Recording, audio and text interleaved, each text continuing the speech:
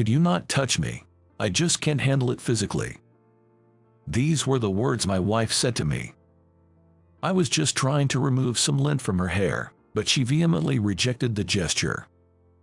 To think that my beloved wife would say something like this to me. I wonder how things ended up like this. I'm John. Just an ordinary office worker. I met my wife, Sarah, during our college years. We got to know each other because we were both in the same club. Back then, she was the leader of the club, a very active and bright woman. I was the vice leader of the club. Being leaders together meant we spent a lot of time in each other's company. I was drawn to her, always reliable and smiling, and mustered up the courage to confess my feelings on Christmas of our senior year. I was worried because Sarah was beautiful and popular, but she said yes. "I like your kindness and thoughtfulness," she said, agreeing to date me. After graduating from college, we ended up at different companies but kept our relationship going. We would spend our weekend going on dates to amusement parks and aquariums. I also turned to Sarah for advice about work. I was struggling to fit in at my new job, but she would give me advice and encourage me. "Everyone goes through this at the start." "Thanks, I'll give it my best shot." With Sarah's support, I managed to navigate the challenges of my new job. It's no exaggeration to say that I couldn't have made it without her. By our second year working, we were both thinking about marriage. I proposed to her at an observatory with a beautiful night view. "I will make you happy, Sarah. I'm looking forward to our life together." And so, we got married and began a happy life together. Sarah was considerate and an excellent cook. She would always pack a variety of delicious lunches for me, making sure to include my favorite dishes. I made sure to balance the nutrition. She'd say, handing me the carefully prepared lunch. I look forward to eating it every lunch break. On our anniversaries, we'd enjoy cakes Sarah baked. "Let's always stay together. I love you, Sarah. I'll do my best to keep us happy." We whispered such affectionate words to each other. Those were truly happy times. But then, an event occurred that completely changed Sarah. We started living with her mother, Grace. After losing her husband, Grace was living alone but had an accident that made it difficult for her to live by herself. So, we began our life together. "I'm sorry for the inconvenience." Sarah apologized, but I didn't mind at all. We help each other out in times of need. Grace is family. No need for formalities, I reassured her. Living together turned out to be quite challenging. Grace was particular about everything and would often complain about my habits. "The windowsills are dirty. Clean them up," she'd nag. "Your taste in clothes is terrible.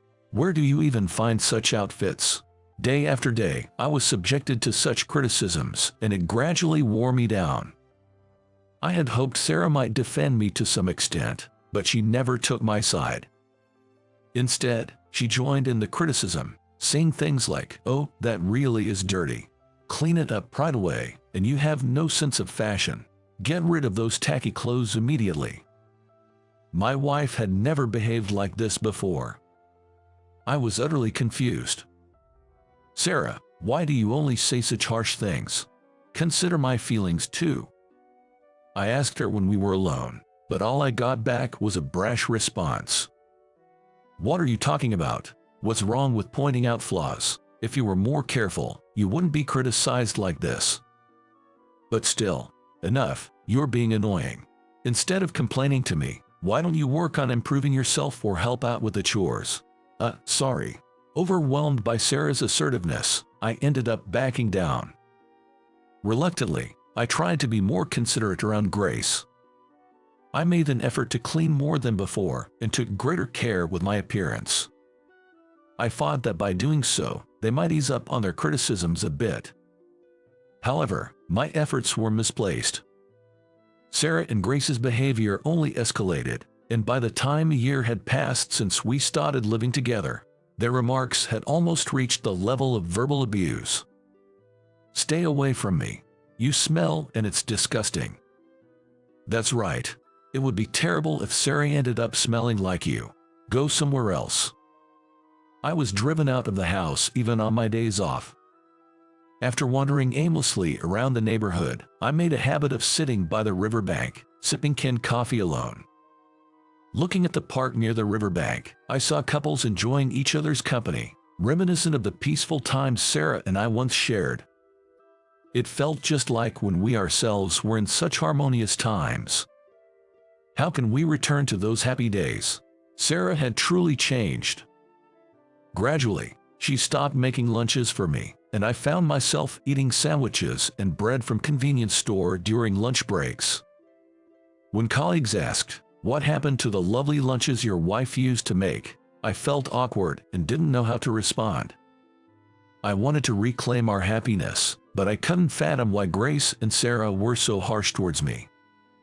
I had resigned myself to the idea that Grace was just that kind of person, but I wished Sarah would return to her old self.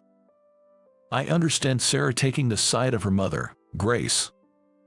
But still, this is beyond any reasonable limit.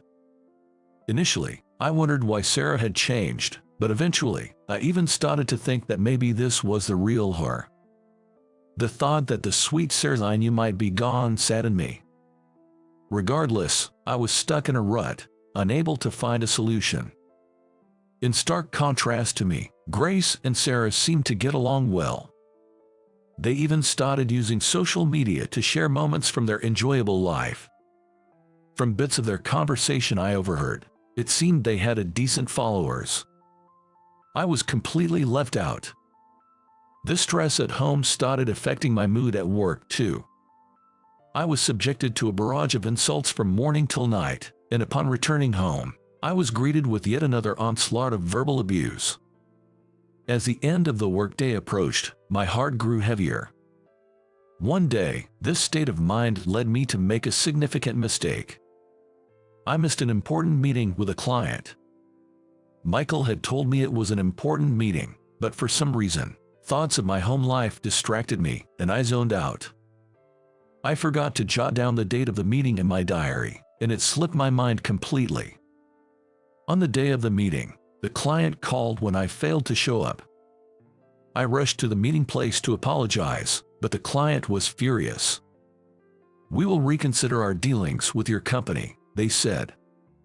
Thanks to Michael's intervention, the situation was salvaged, but I was severely reprimanded.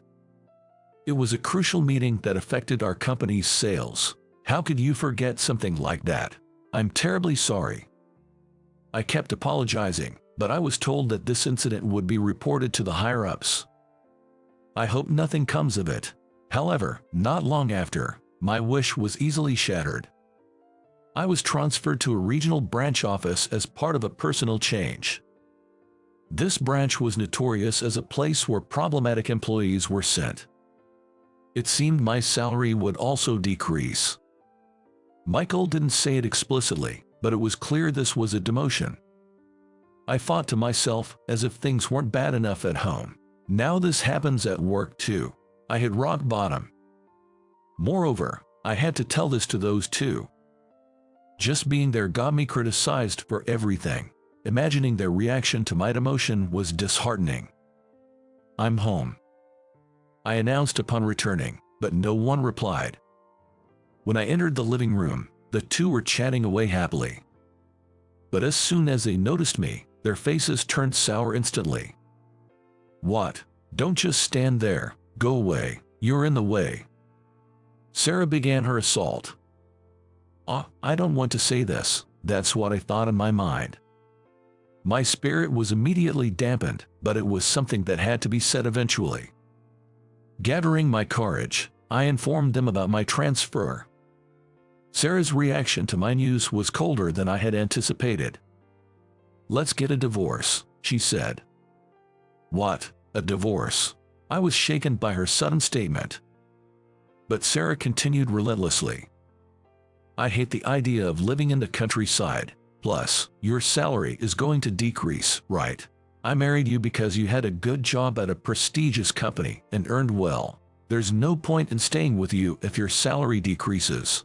You were only good for making money, and now you can't even do that." Grace nodded in agreement. "Cast me out. Money is important after all. There's no value in staying with a husband who earns less. I always thought you were useless. But to think you can't even do your job. A divorce is better for Sarah." I was deeply saddened by their words. Are they saying my only value was my salary? Thinking in my mind. I was too shocked to say anything and even felt like crying. At the same time, I realized that regaining the happy family life I once had was impossible. Lacking the energy to argue, I agreed to the divorce. "All right, let's get a divorce." Thus, our divorce was settled without much ado. An end was put to the painful days that lasted 5 years. Although it was an unfortunate ending, I decided to take this as an opportunity to move on. I thought to myself that the family issues are resolved now. Time to do my best in a new place. Feeling liberated, I worked hard at the regional branch. I was initially worried since it was known as a place for demoted employees, but fortunately, the people in my department were genuinely nice. Especially Emily, a female colleague, was kind to me. "If there's anything you don't understand, please ask," she'd say, always willing to answer my questions. She even shared her homemade lunch with me, saying she had made too much. During one of our lunch breaks, we discovered we lived in the same apartment complex. I was kind to Emily in return, but after what happened with my wife, I was cautious deep down. She seems nice, but you never know what people are really thinking. That's what I was thinking to myself. Emily offered to show me around, suggesting things like, "Shall I tell you about the cheap supermarket nearby?" But thinking it wasn't good to become too dependent, I gently declined her offers. Then one day, I was scheduled to visit a client with Emily. The business deal concluded successfully, and I was on my way back to the office, feeling relieved. When the light turned green, I began to cross the crosswalk. "Watch out!" Emily's shout caught me off guard, and just then, a car that ran a red light was heading straight for us. Frozen in shock, I couldn't move. "I'm going to be hit." At that moment, Emily suddenly leaped towards me, pushing me out of the way. I narrowly avoided the car, but Emily was hit in my stead. She was sent flying and landed motionless on the ground. I immediately called for an ambulance, and Emily was rushed to the hospital. Fortunately, she regained consciousness quickly. She had to be hospitalized for a while due to bruises all over her body, but thankfully, her life was not in danger. When I visited her in the hospital, I thanked her for saving me. "Thank you for saving me, but I'm so sorry you ended up like this instead." "Oh no, don't worry about it. I did it on my own, so you don't need to apologize. They said there won't be any lasting effects, so it's all good." Emily replied with a smile. This incident made me gradually open up to her. She had risked her life to save me, so her kindness towards me must be genuine. During my visits, we started to share more personal stories. I told her about the terrible treatment from my ex-wife and mother-in-law, and how I ended up at the regional office due to a mistake at work. Upon hearing my story, Emily began to cry. "What's wrong?" I was taken aback, not expecting my story to make her cry. "Actually, I'm also divorced. My ex-husband used to abuse me physically, and it just brought back those memories."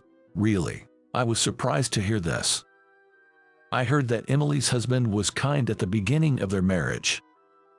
However, after he was laid off, he began to drown his sorrows in alcohol and started physically abusing Emily. Although she managed to get a divorce, she still had scars from the abuse. Like me, the stress from her home life affected her work, leading to her transfer to the regional office. While I hadn't experienced physical violence, I understood the pain of a broken home. That must have been very hard for you.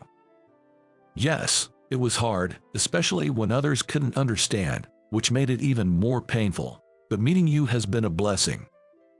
Meeting someone who shared a similar fate made me feel lighter.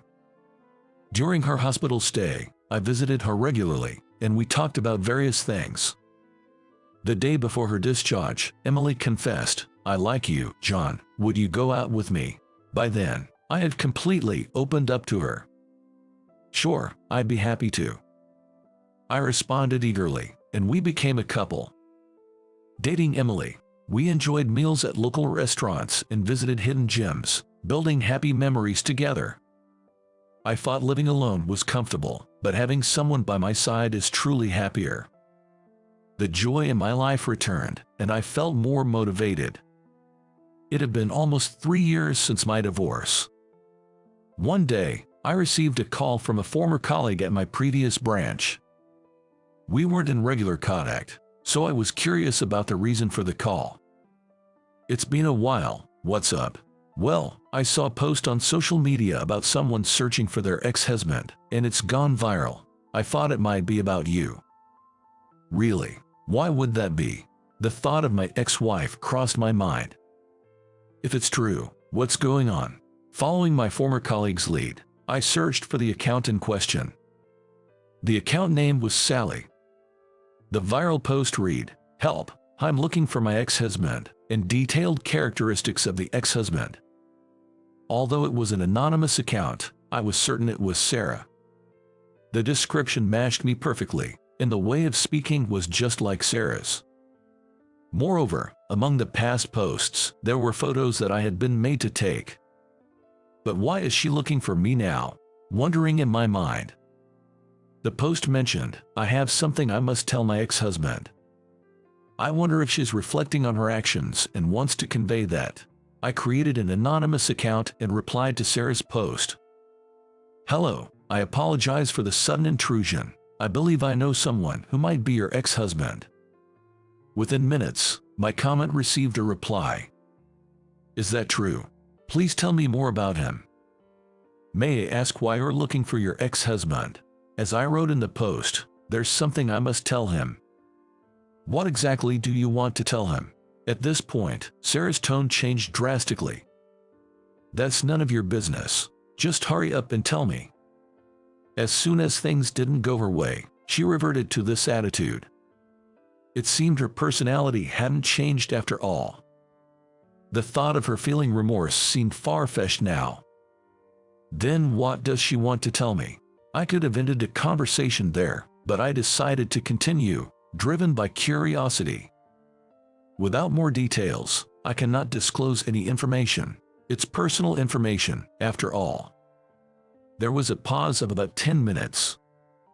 Just as I thought she might not reply, a lengthy response came. "Fine, I'll tell you.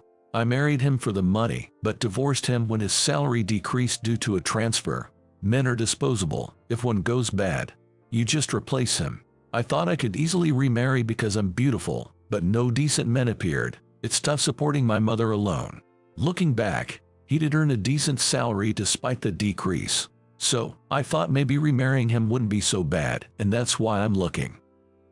What kind of reason is that? Thinking in my mind. I was beyond angry. I was dumbfounded. I thought to myself, what does she think I am? I have no interest in being used so conveniently. Is that all? Then hurry up with the information. Despite her eagerness for information, I coldly rejected her. With such a trivial reason, I cannot give you the information. If you were serious about finding your husband, you wouldn't resort to social media but consult detectives or the police. I thought it'd help out of kindness, but it was a waste of time. Goodbye. After sending that message, I turned off my cell phone. I felt a sense of relief finally standing up to my ex-wife. Talking to myself that divorcing Sarah was the right decision. Being with such a terrible person would only bring more stress. This incident reminded me that people don't change easily. Getting involved any further would only drag me into unhappiness. Besides, I now have Emily, my new partner. She truly loves me from the bottom of her heart. Similarly, I have deep feelings for Emily as well. I've decided to forget about my ex-wife and cherish the love I have with Emily. That's the true happiness for me now. Just ignore that nuisance. She is probably just overreacting and pretending to be in pain. Just leave her be. I found a pregnant woman in distress on the side of the road. But my boss, who was with me, blurted out this outrageous comment. I thought it was incredibly harsh, but what followed was something I could never have anticipated. My name is Michael. I was raised in a typical family, with my dad working as an office worker and my mom being a homemaker who also worked part-time. My mom was kind, but my dad was strict. He was meticulous about manners, from how to greet people to how to hold cutlery, and instilled discipline in me about even the smallest things. My dad himself was very serious, and at work, he was known to be reliable, taking any job seriously. At home, he often said, "Live life earnestly."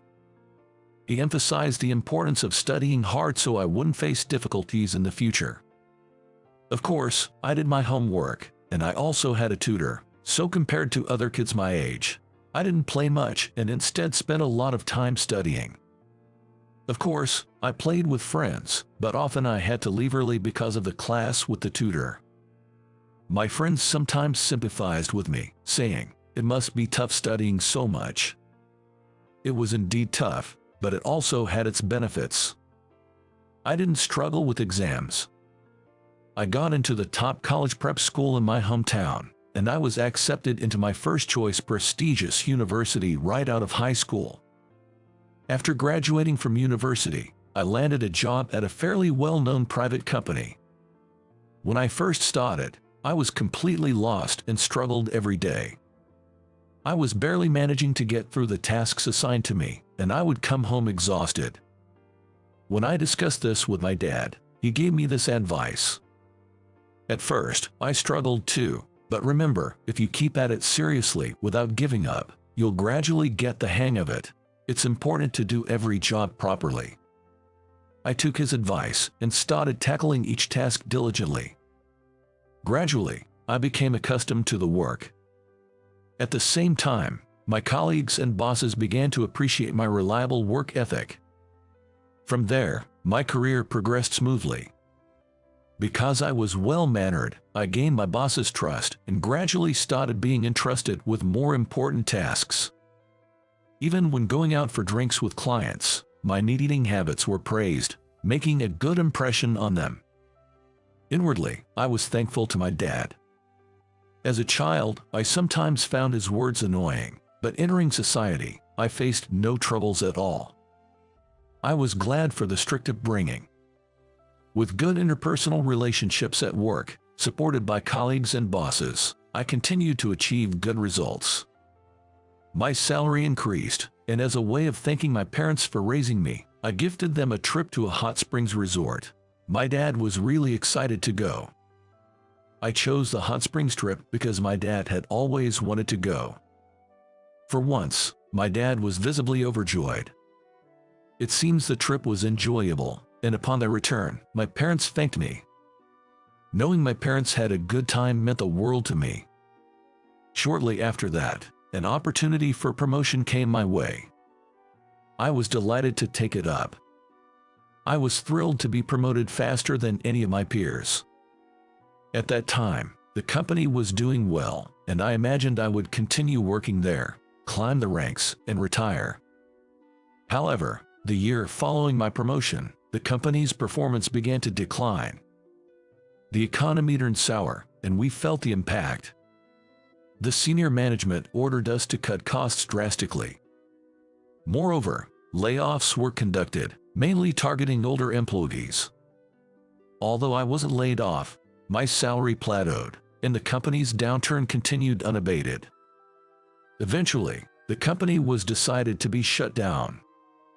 It was regrettable, especially since I had been blessed with good relationships there, but there was nothing to be done, and I couldn't just sit and lament.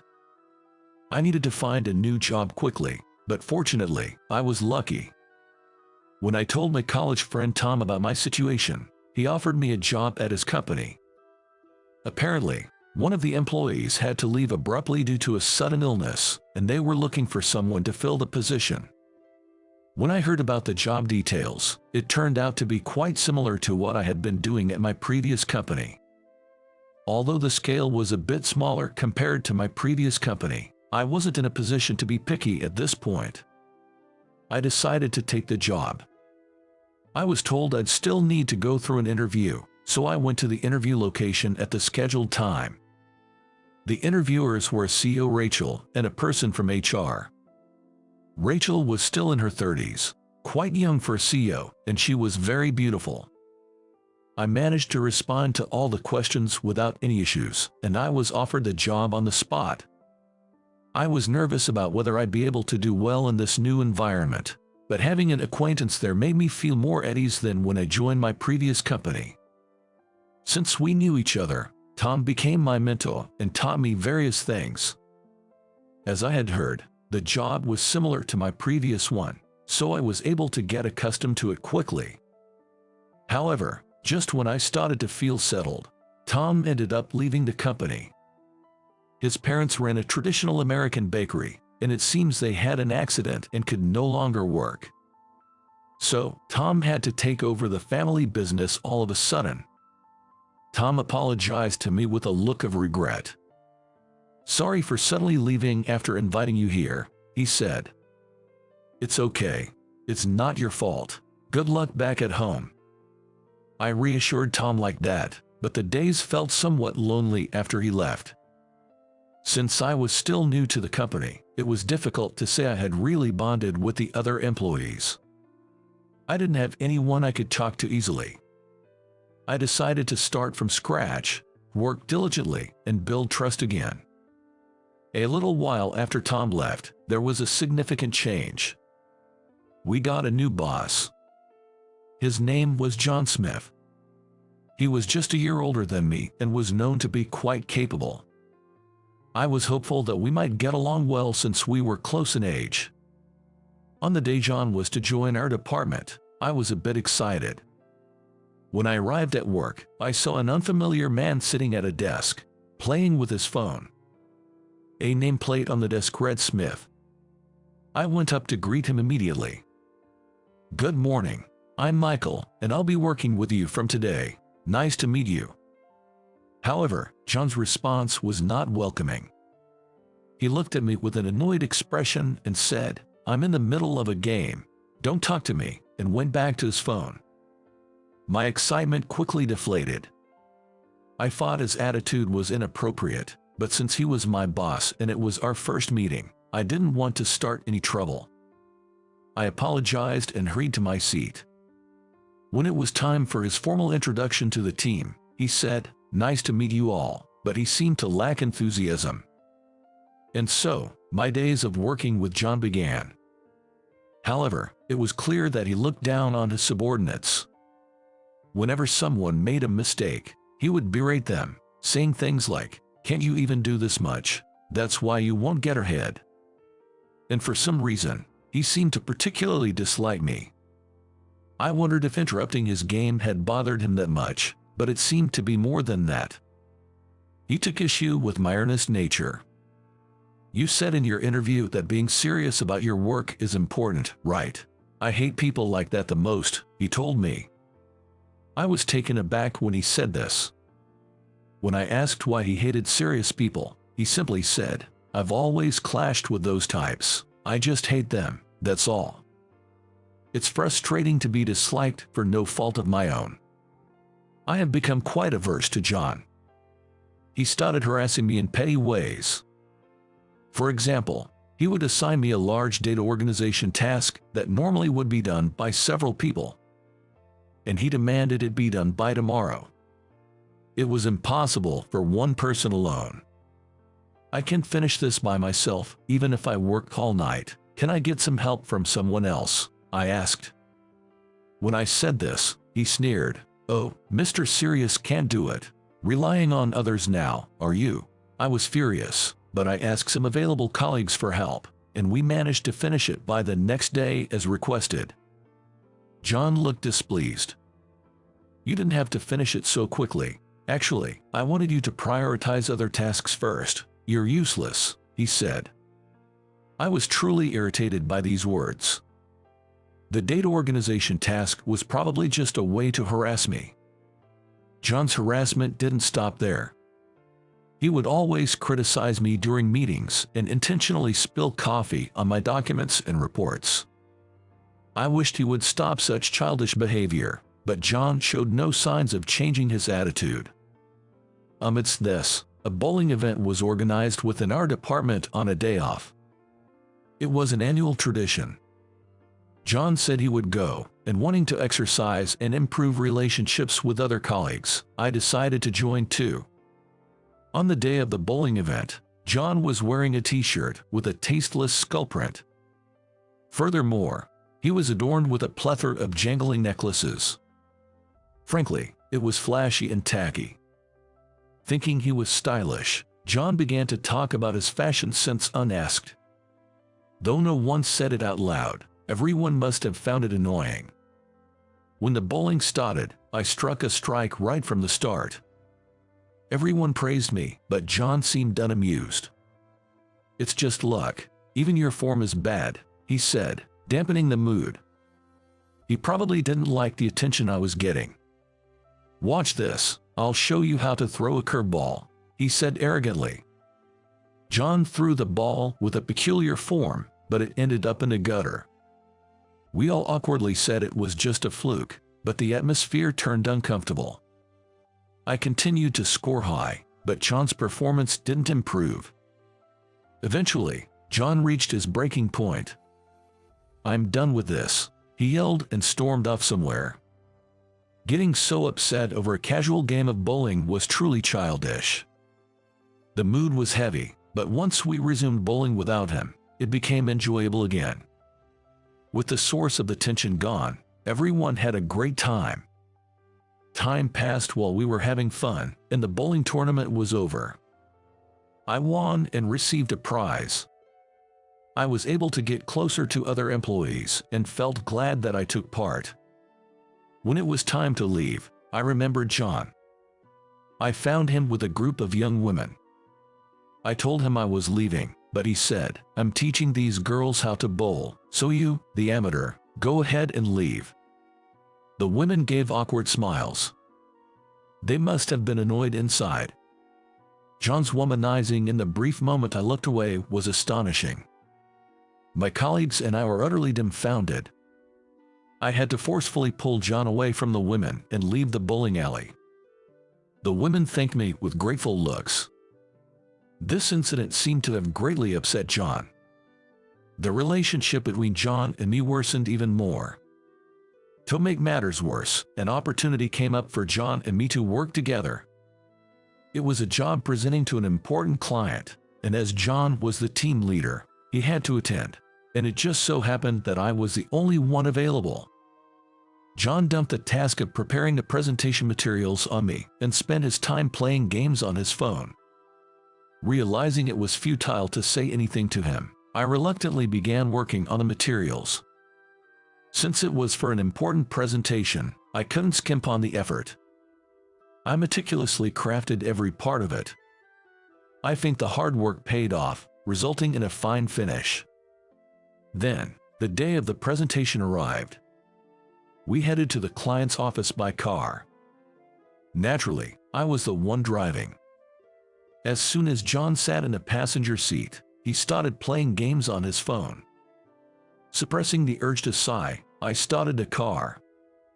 Soon after we set off, it began to pour heavily. My mood grew even heavier. It must have been about 20 minutes since I started driving. When I casually looked down at the sidewalk, I saw a person crouched down without an umbrella. I quickly stopped the car on the side of the road and got out of the car. The person crouched down was a woman, and her stomach was large, making her look like a pregnant woman. She was soaking wet from the rain. "Are you okay?" I asked, but she just grimaced in pain, clutching her belly. It seemed best to take her to the hospital immediately. since we had the car and the hospital was just a 10-minute drive away. I offered my hand to the pregnant woman, attempting to help her into the car. Just then, John rolled down the window on the passenger side. He had a frown on his face. "Michael, you're not seriously thinking of taking this woman to the hospital, are you?" "Of course, that's the plan," I replied. To my astonishment, John made an appalling remark. "Just leave her, she's probably just exaggerating her pain. Ignore her." I was dumbfounded by his cruel words. "If you really insist on taking me to the hospital, then go ahead and do it yourself." Saying this, John quickly got into the driver's seat and, ignoring my attempts to stop him, drove off. Seeing someone in distress and being abandoned like that was shocking, but this wasn't the time to blame John. The pregnant woman clearly couldn't walk to the hospital, so I took out my phone and called an ambulance. Fortunately, the ambulance arrived quickly. I ended up accompanying her. Even after receiving the necessary treatment at the hospital, the pregnant woman still looked in pain as she lay in the bed, but I was told her life wasn't in danger. I finally felt a bit relieved, but then I remembered I was in the middle of work. "If you need to get in touch with me in the future, please contact me here." Saying that, I handed my business card to the doctor and left the hospital. By the time I hurried to the client, John had already finished the presentation, claiming he had prepared all the documents himself. Seeing me, John smirked proudly. "I managed all by myself. You really weren't needed." On the drive back, John kept annoyingly repeating, "You are fired, fired." Despite feeling terrible, I took comfort in knowing the pregnant woman was safe. The next morning, I arrived at the office to find Rachel at the morning assembly, which was unusual. Wondering why she was there, Rachel, filled with anger, declared, "This company is over." As the employees murmured, she glared at John. "John, was it you who hurled abuse at a pregnant woman yesterday?" No, that must be some mistake." John tried to feign ignorance. Rachel silenced him with a stern enough. "Pretending won't help. Michael gave his business card to hospital staff, so there's no doubt it was our employee. Besides, the pregnant woman said the abusive man was in the car. The only ones who used a car during work hours yesterday were you and Michael." John was frozen in shock. Rachel continued speaking. "The pregnant lady, Lisa Brown, is the daughter of Mike Brown, a wealthy investor who put $1 million into our company when we were on the brink of bankruptcy." Lisa spoke to Mike about John, which greatly angered him. He called in a frenzy, demanding immediate transfer of management rights and the termination of all employees. John has caused a serious predicament. Rachel says we must apologize to the Brown family. Since I was present at the scene, I had to accompany them. Mike was waiting for us at the entrance. He was a man of great presence. Furious, he berated John, saying he couldn't trust a company with such employees. Mike's anger seemed unending. "I thought our company might indeed be done," as Rachel said. Then, two women appeared. One of them was Lisa. Upon seeing me, Lisa greeted. "Thank you so much. I was out for a walk when it suddenly started raining, and I began to feel pain. You are my lifesaver." The other woman smiled warmly at me. "I'm Emily, Lisa's sister. Thank you for helping us at the bowling alley." I was taken aback. She was one of the women involved with John. Emily glanced briefly at John. "You helped us by pulling this man away. He barged into our group and was insistently inviting us out for drinks and dinner." "That's good to hear. It seems I did the right thing by taking John away that time. I never imagined such a reunion." Lisa turned to Mike. "Dad, I'm not angry anymore. It's okay. With wonderful people like Michael around, this company will grow even more. Let's calm down for a moment." Emily also tried to soothe Mike. "Most employees must be sincere like Michael. It would be a waste to sever ties over one odd individual." Gradually, The anger faded from Mike's face. After a moment of silence, Mike looked at Rachel. I was furious because my daughter was treated poorly. I've reflected on my overreaction. Please continue to manage the company as before. Yes, thank you very much. Rachel smiled relievedly. Mike then smiled at me. Michael, thank you again for saving my daughters. I truly appreciate it. No, I didn't do anything special. I just did what anyone would do. I'm not a hero of justice.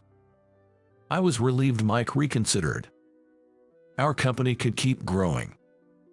However, it was decided that John should be disciplined, so he was transferred to a regional branch. John, to everyone's astonishment, apparently continued to look down on people at his new post without showing any remorse. This led to a strike among the employees, causing a major issue.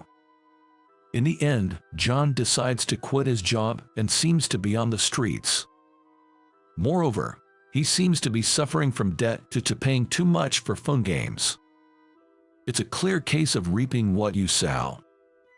My diligent work attitude was recognized, and I was promoted in place of John.